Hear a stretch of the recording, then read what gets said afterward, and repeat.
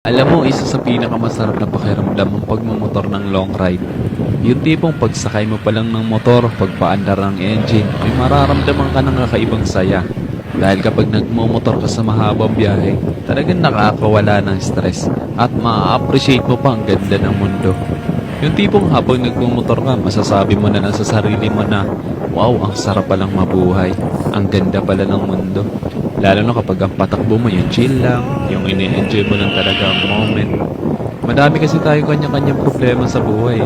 Pero kapag nagmumotor ka na, makakalimutan mo ang problema mo. Lalo na kapag maganda ang view, maganda ang kalsada, tapos hindi mo namamalayan, nagkakaroon ka na pala ng positive mindset dahil magana ang pakiramdam mo eh.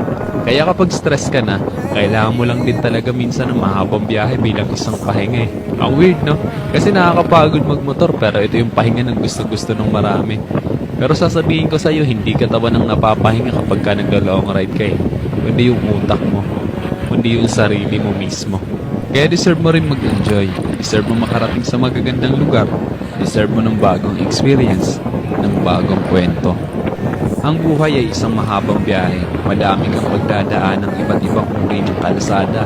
Malubak, mabuhangin, madulas. Kailangan mo lang din talaga maging maingat. At pwede kang huminto para magpahinga. Tapos, biyahe na ulit. So, paano ba yan? Hanggang sa muli. Ride safe always, and God bless.